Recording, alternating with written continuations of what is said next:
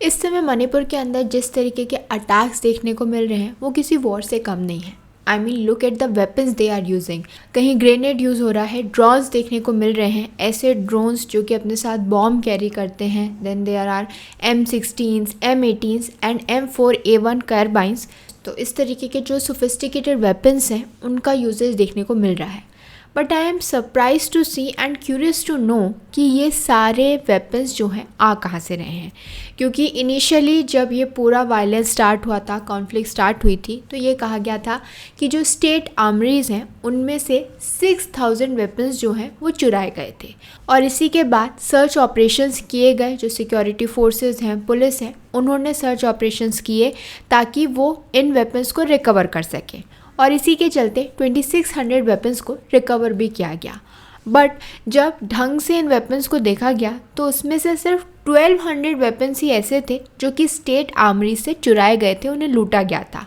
क्योंकि ऑफिशियल्स का कहना है कि इन 2600 वेपन्स में से 800 वेपन्स जो हैं वो काफ़ी सोफिस्टिकेटेड है, जो कि कहीं और से प्रोक्योर किए गए हैं, और बाकी के जो 600 हैं वो कंट्री मेड क्रूड वेपन्स हैं। तो इन टोटल 2600 वेपन्स में से सिर्फ 1200 वेपन्स ही जो स्टेट आर्मरीज थे उनके थे। बाकी के जो वेपन्स थे वो कहाँ से आए नहीं पता, क्योंकि वो काफ़ी सोफिस्टिकेटेड वेपन्स थे। 30% वेपन्स काफ़ी सोफिस्टिकेटेड थे। तो अब क्वेश्चन ये आता है कि ये वेपन्स को ख़रीदने की फंडिंग कहाँ से हो रही है, मिलिटेंट के पास ये फंडिंग कहाँ से हो रही है, ये जो वेपन्स हैं वो कहाँ से आ रहे हैं। और मणिपुर के जो इंसर्जेंट्स हैं वो इंडियन गवर्नमेंट को छोड़ के किसको बिलीव कर रहे हैं, किसका सपोर्ट ले रहे हैं, क्योंकि ये जो टेक्नोलॉजी वो यूज़ कर रहे हैं ड्रोन्स पे बॉम्ब लगा के ड्रॉप करने की, ये कोई बहुत सोफिस्टिकेटेड टेक्नोलॉजी नहीं है, बल्कि एक बहुत ही सक्सेसफुल टेक्नोलॉजी है, एक बहुत ही सक्सेसफुल तरीका है जो कि म्यांमार में देखने को मिलता है। जी हाँ, ये जो वेपनाइज्ड ड्रोन्स हैं they have been used with great success at several places by resistance groups in Myanmar. और इसीलिए ऑफिशियल्स का कहना है कि जो टेक्नोलॉजी जो कि म्यांमार में काफ़ी देखने को मिलती है उसका यूजेज मणिपुर में होना जो है कोई भी सरप्राइजिंग बात नहीं है। और इसीलिए शायद CM बीरेन सिंह भी इस बात पे हिंट कर रहे हैं। उनका कहना है कि मणिपुर के अंदर जो क्राइसिस है वो कुकी और मैती के बीच की जो कॉन्फ्लिक्ट है वो तो है ही, इसके अलावा फॉरेन लैंड का भी इसके अंदर काफ़ी बड़ा रोल है। क्योंकि रिसेंटली एक म्यांमार नेशनल को भी अरेस्ट किया गया है। इस इंडिविजुअल को आइडेंटिफाई किया गया एज थांगलिंग काप, जो कि मेंबर है of the Kuki National Army, और उस पर एक्यूजिशन है कि वो बहुत सारे मिशंस के अंदर इन्वॉल्व था। इसके अलावा इंडिया के जो होम मिनिस्टर हैं अमित शाह, उनका भी कहना है कि जो मणिपुर क्राइसिस है उस पर उनका काम चल रहा है, जिसके चलते जो सबसे पहली चीज़ सेंटर करने की कोशिश कर रहा है वो है कि मैती और कुकी से बात करें, क्योंकि बिना बात किए, बिना कॉन्वर्सेशन के इस पूरी इशू को रिजॉल्व नहीं किया जा सकता। और इसीलिए जो गवर्नमेंट है वो उनसे बात करने की कोशिश कर रही है कि जो पूरी सिचुएशन है इस समय मणिपुर में उसे कंट्रोल में लाया जा सके। अमित शाह का कहना है कि जो गवर्नमेंट है वो एक रोड मैप तैयार कर रही है ताकि मणिपुर के अंदर पीस लाया जा सके, और इसके लिए उन्होंने सक्सेसफुली जो सेंट्रल रिजर्व पुलिस फोर्स है उसे डिप्लॉय किया है at strategic locations across Manipur. इसके अलावा जो इंडिया म्यांमार बॉर्डर है उस पर फेंसिंग जो है कंप्लीट हो रही है। 30 किलोमीटर्स जो हैं अभी तक कंप्लीट हो गए हैं। इसके अलावा जो इंडिया म्यांमार फ्री मूवमेंट रजीम है उसे भी स्क्रैप कर दिया है। तो ये जो रजीम थी बेसिकली ये क्या करती थी, ये अलाउ करती थी उन लोगों को जो कि बॉर्डर के पास रहते हैं कि वो एक दूसरे की कंट्री में, एक दूसरे की टेरिटरी में जा सकते हैं अप टू 16 किलोमीटर। यानी वो लोग जो कि इंडिया बॉर्डर पर रहते हैं वो म्यांमार के अंदर 16 किलोमीटर तक जा सकते हैं, और वो लोग जो म्यांमार बॉर्डर पर रहते हैं वो इंडिया के अंदर 16 किलोमीटर तक आ सकते हैं विदाउट एनी डॉक्यूमेंट्स। तो अब क्योंकि ये जो फ्री मूवमेंट है ये ख़त्म कर दिया गया है, इसे स्क्रैप कर दिया गया है, तो अब लोगों को जो है एक दूसरे की कंट्री में जाने के लिए, यानी म्यांमार के लोग अगर इंडिया के अंदर आना चाहते हैं तो वो सिर्फ वीज़ा के साथ ही आ सकते हैं, ऐसे फ्री मूवमेंट अलाउड नहीं है। क्योंकि 2018 से लेके अभी रिसेंटली तक जो है ये जो पूरा 1643 किलोमीटर का पूरा इंडिया म्यांमार बॉर्डर है जो कि पास होता है थ्रू मिज़ोरम, मणिपुर, नागालैंड एंड अरुणाचल प्रदेश, इसके सभी पर जो है ये फ्री मूवमेंट रेजिम जो है एप्लीकेबल थी as part of India's Act East policy. और इसी वजह से जो म्यांमार के लोग थे वो बहुत इजीली इंडिया के अंदर जो है एंटर कर पाते थे। बट अब जो गवर्नमेंट है उसका कहना है कि म्यांमार की वजह से ये जो फ्री मूवमेंट है इसकी वजह से काफ़ी सारा जो है इंसर्जेंसी की प्रॉब्लम्स देखी जा रही है, इसीलिए इसे रोका जा रहा है। इनफैक्ट वो ब्लेम कर रहे हैं कि मणिपुर के अंदर जो मेजर क्राइसिस है उसका रीज़न भी ये जो फ्री मूवमेंट है वही है, क्योंकि जो म्यांमार है वो पनाह देता है इन इंसर्जेंट्स को। बट अब सवाल ये है कि जो म्यांमार है उसे इंडिया में इतना इंटरेस्ट क्यों है, इंडिया में भी स्पेशली मणिपुर में इतना इंटरेस्ट क्यों है, ऐसा क्या है इनके बीच। तो जो सबसे मेजर रीज़न है इसका वो है उनका हिस्टोरिकल एंड कल्चरल एक्सचेंज। तो अगर हम कल्चर की बात करें तो म्यांमार के अंदर बहुत सारे एथनिक ग्रुप्स हैं जैसे कि चिन, नागा एंड कुकी। तो वो जो है शेयर करते हैं अपने cultural and linguistic ties with their counter parts in Manipur. तो इस वजह से जो है इन दोनों ही एरियाज़ के जो एथनिक ग्रुप्स हैं वो अपना हेरिटेज शेयर करते हैं and they have a sense of kinship and interconnectedness.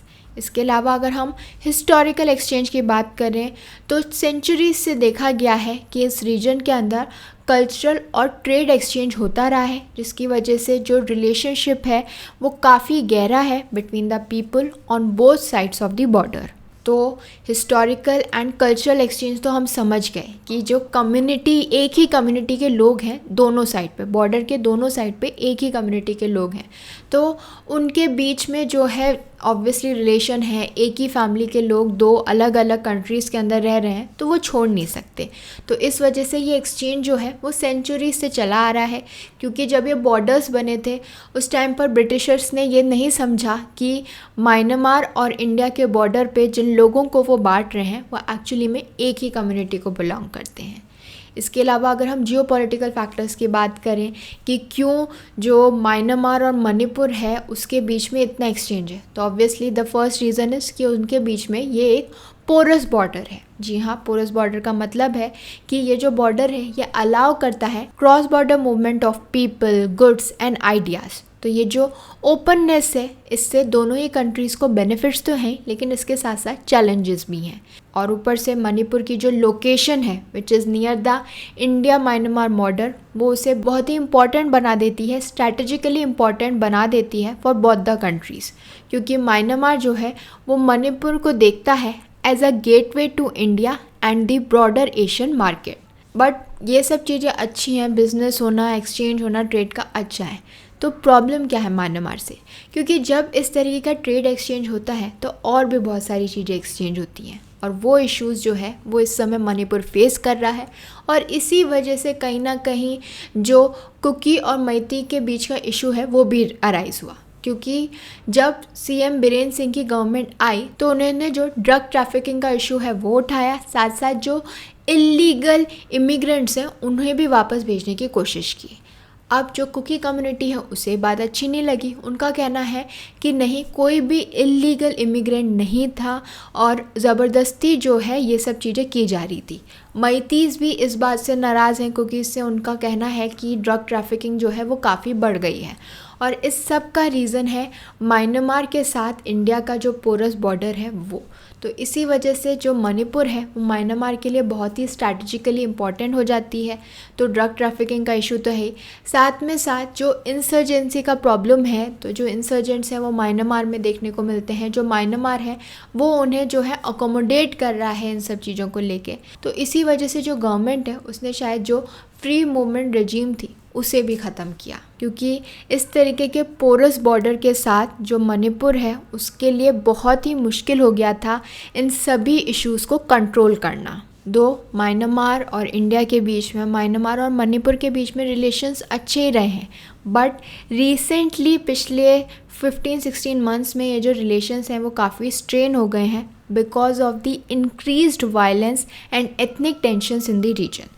तो जो मैतीज़ और कुकीज़ के बीच में जो कॉन्फ्लिक्ट हुआ है, इसकी वजह से काफ़ी सारे लोग अपनी जगह से डिस्प्लेस हो गए हैं, बहुत सारे लोगों की डेथ हो गई है, डिस्ट्रक्शन ऑफ प्रॉपर्टी हुआ है। तो इस वजह से जो कम्युनिटीज़ म्यांमार में हैं, जो अपना एथनिक रिलेशन शेयर करती हैं मणिपुर की कम्युनिटी से, मणिपुर के एथनिक ग्रुप से, तो वो काफ़ी नाराज़ हैं, क्योंकि जो ये एथनिक राइवलरी है between Meitei and Kuki communities वो काफ़ी सालों से है, क्योंकि एक कम्युनिटी दूसरी कम्युनिटी पे एक्यूजेशंस लगाती है of land encroachment and discrimination, जो कि फ्यूल करता है इस कॉन्फ्लिक्ट को।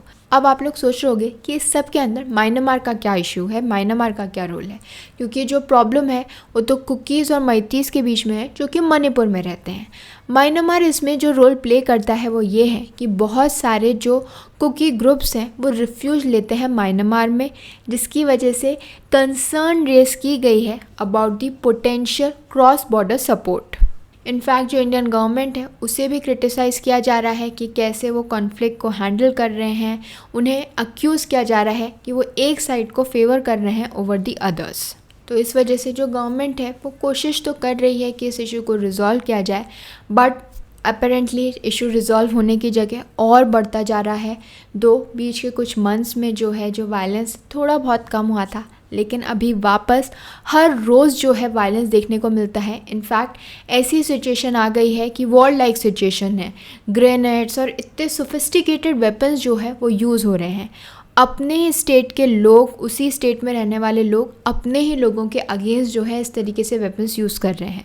मैं कम्युनिटीज़ की बात नहीं कर रही हूँ, कुकी मैती के अगेंस्ट है, मैती अगेंस्ट कुकी हैं, but at the end of the day ये सारे ही लोग मणिपुर के हैं, मणिपुर के अंदर रह रहे हैं और एक दूसरे के अगेंस्ट ही इस तरीके के वेपन्स यूज़ कर रहे हैं। क्यों? क्योंकि उनके बीच में कुछ इश्यूज़ हैं जिन्हें शायद बैठ के रिजॉल्व किया जा सके, इंस्टेड ऑफ क्लेमिंग कि ये इस कम्युनिटी के लोगों ने इस पे जो है अटैक किया, इसने उस पे अटैक किया। ये ब्लेम गेम खेलने की जगह अगर उनके साथ बैठ के बात की जाए तो शायद इशू रिजॉल्व हो सके।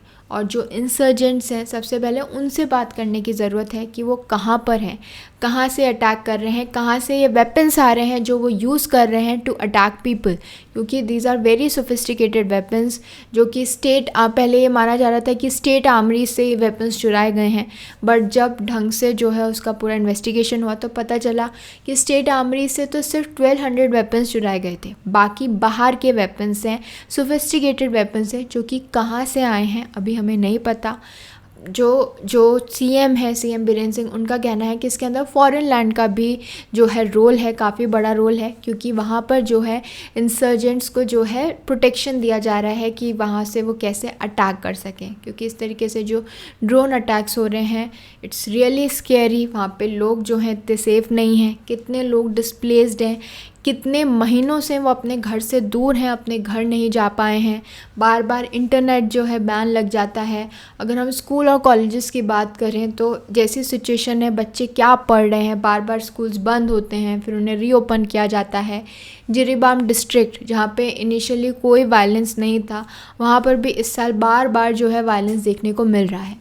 तो सिचुएशन नॉर्मल नहीं है, इस बात को एक्सेप्ट करना पड़ेगा, इस पे काम करना पड़ेगा, वहाँ के लोगों से समझना पड़ेगा कि उन्हें क्या इशू है, क्योंकि ये जो इशू है ये सिर्फ जो है कम्युनिटी इशू नहीं है, बेसिकली ये इशू है रिसोर्सेज का। उनका झगड़ा है रिसोर्सेज को लेके, लैंड को लेके, जॉब्स को लेके। अगर ये तीनों चीज़ें रिजॉल्व हो जाएँ तो शायद वहाँ पर लोग झगड़ा करें ही नहीं, क्योंकि उनकी जो प्रॉब्लम्स हैं उसका सॉल्यूशन उन्हें मिल जाएगा। उनके पास अगर जॉब होगी, उनके पास लैंड होगी, रहने के लिए अपना घर होगा, जो भी बेसिक रिक्वायरमेंट्स है वो होगी, तो शायद वो आपस में ना झगड़ा करें। तो I hope this information, this analysis was helpful to all of you.